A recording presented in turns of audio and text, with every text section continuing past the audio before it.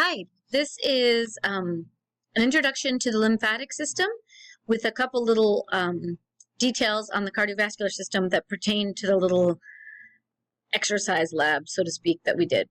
So, okay, with respect to the exercise stuff, this is a simple diagram to show what systolic and diastolic blood pressure are. So systolic pressure is measured when the heart is contracting. Here, well, you can't see it, but down there, the heart is contracting and ejecting blood through the aorta, and all the arteries branching off from the aorta have a greater pressure at that moment. And diastolic pressure is during ventricular diastole, when the heart relaxes, when the ventricles relax. And so you can see there's less force pumping through the aorta and all the other arteries. You don't need to learn much of this at all. I just wanted to show you what the blood vessels look like, how many layers of tissue they have, and most importantly, that they have muscle, right? They have smooth muscle. Remember, smooth muscle is involuntary muscle. Notice they also have elastin and collagen, which give it flexibility. And why is that important, the smooth muscle in there? That's another image just showing you there's more smooth muscle in the arteries than in the veins. Why is the smooth muscle important? Here's a normal artery. If the muscle relaxes or dilates, you get a larger artery with more room for blood to flow. If the muscle constricts, then you get a narrowed artery.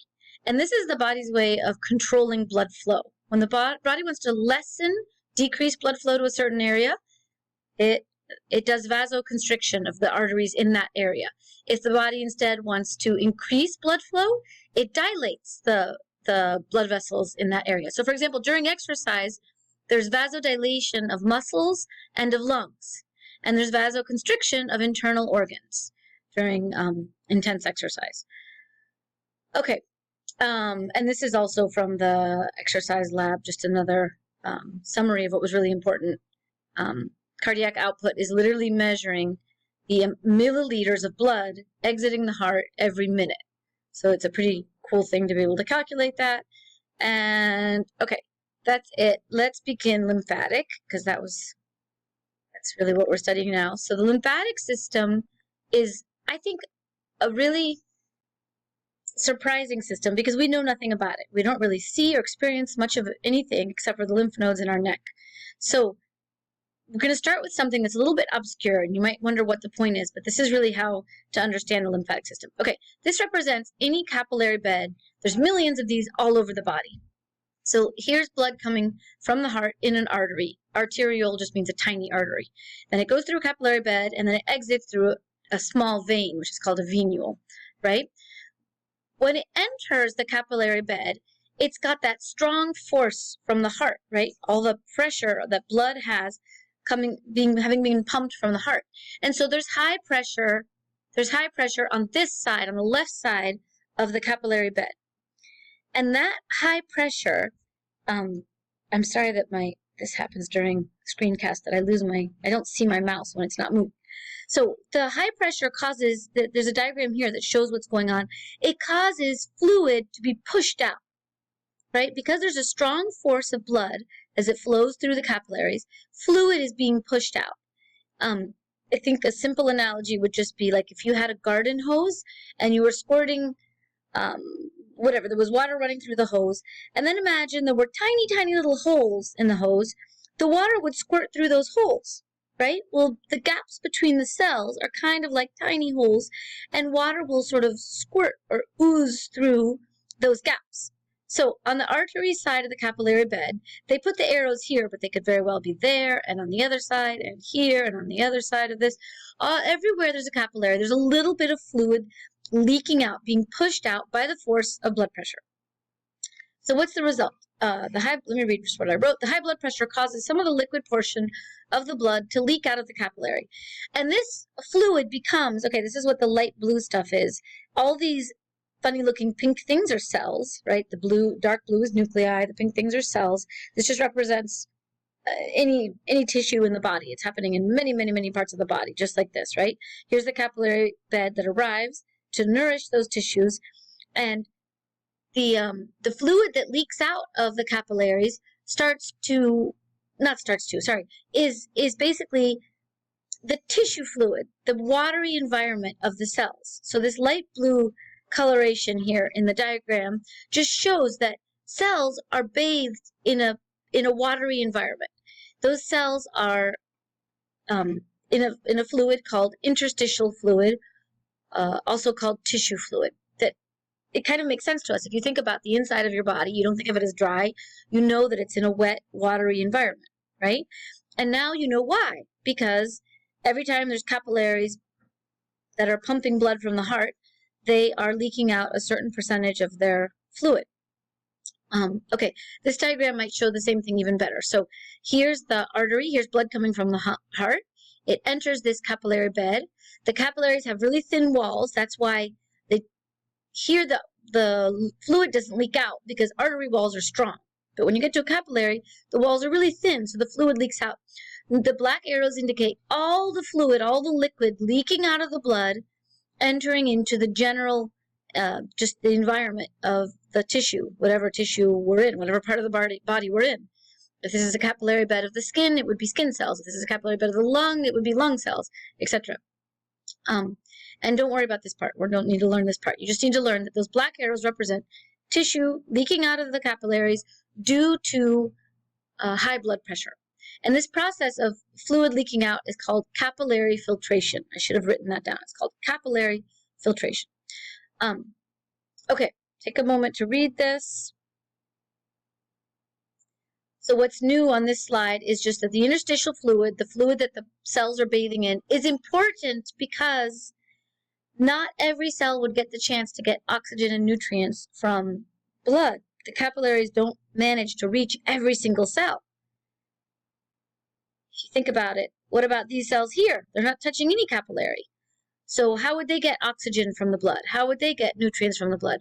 Well, the fluid oozes out full of oxygen and nutrients, and this is the way that that many cells get the chance to do the exchanges they need. So by exchanges, I mean the gas exchange, O2-CO2 exchange, and also the nutrient waste exchange, to get nutrients and to get rid of waste. Okay, and notice that it's actually a pretty high percentage of fluid that leaks out. All right. This is important also. If with every single heartbeat, our blood pressure is continuously pushing fluid out at a pretty high percentage, right? What would happen after a while? What would happen to our tissues, to our blood? So after a while, that fluid would build up and our tissues would swell. And what would happen to our blood? It would dry out. So this is not a sustainable scenario. It's a good thing that the fluid leaks out to nourish the cells, but something needs to take care of draining the fluid. And that's what the lymphatic system is. The lymphatic system gives tissue fluid a return route to the bloodstream. So here there aren't all these black arrows, but you know that all these red little capillaries are going to have fluid leaking out. If all this fluid kept building up and building up and building up, these cells in the background here would get swollen. They would get full of too much tissue fluid. And so there needs to be something to drain it. And here, green is generally the color that represents lymph vessels. These are lymph capillaries, and they are drainage capillaries. So whenever there's too much tissue fluid, the tissue fluid enters the lymph capillaries and drains the tissue fluid so that it's the right amount. And then it will travel through the lymph vessels and return to the bloodstream. Okay, so this is why lymphatic system can be summarized in a way as drainage, the drainage of excess tissue fluid. Man, I think I'm jammed. Okay. Jammed again. All right. My computer keeps jamming, getting stuck on one slide. Let's hope it. Okay, there we go. So this is a picture where all the green lines represent lymphatic vessels. It's a system of vessels in which fluid is traveling in order to return to the bloodstream. So it's fluid that was hanging out between the cells, interstitial fluid, that is returning to the bloodstream. This is just a note on what the body fluid is, because I think it can get a little bit confusing. The liquid portion of our blood is called plasma. right? The liquid portion without the red blood cells and white blood cells and other really large proteins. When that liquid exits the capillaries and enters the spaces between the cells, it's called tissue fluid or interstitial fluid. And then once it enters the lymph capillaries to be drained, it's called lymph. So strangely enough, it has lots of different names. It's more or less the same thing. It's very, very, very similar stuff. Plasma becomes interstitial fluid, becomes lymph. Okay, what is lymph exactly? Because people find it confusing, it's a little bit odd. Lymph and or interstitial fluid, I could also have titled this interstitial fluid.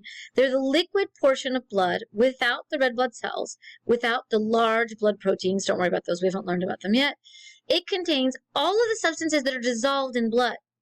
So that's a lot of stuff. Nutrients, gases, electrolytes. Electrolytes means ions like Na plus and K plus and Cl minus, hormones, etc., etc. So it contains all the stuff dissolved in the liquid of the blood. It also contains many white blood cells. All right, so the lymphatic system has a double role. Its role is the tissue fluid's return route to the bloodstream or to the heart, right? And it is also an essential part of the immune system because of the lymph nodes, because we haven't talked about them yet, but we will soon. All these little bumps along the lymph vessels are lymph nodes, and they have a really important role in immunity, in defending your body from pathogens. Okay. Oh dear. Note how this text is being cut off, so I'm going to put it here. Note how lymphatic system is open-ended. It's collecting fluid, whereas cardiovascular system is closed. It's a full loop. This might be a little bit confusing, but cardiovascular system is always like this. From the heart, through a capillary bed, returns in a vein.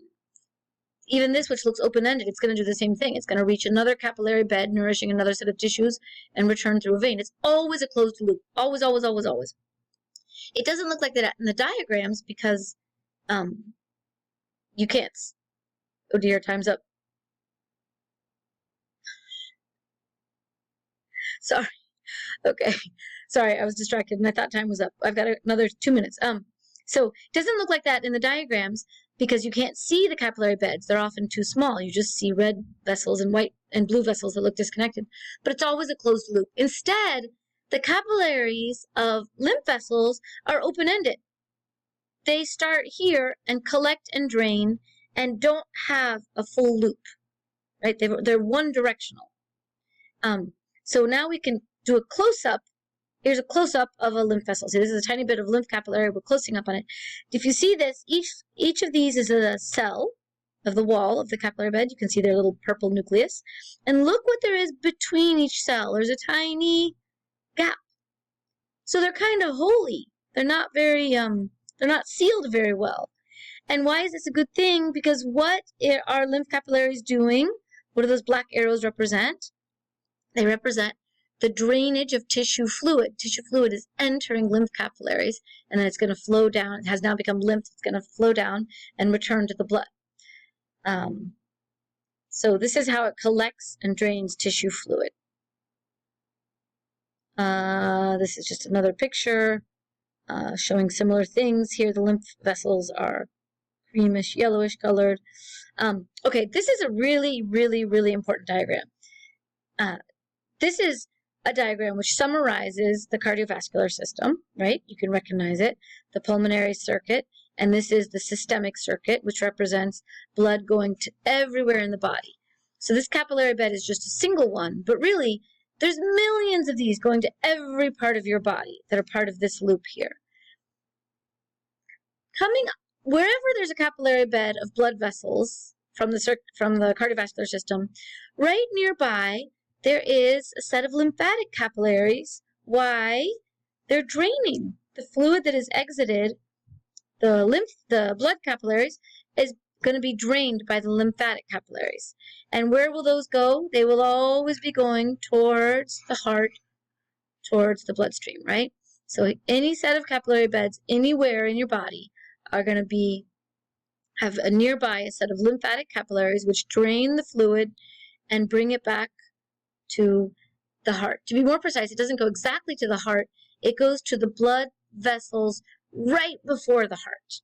Okay? We'll get another look at that. But the blood vessels right before they enter the right ventricle.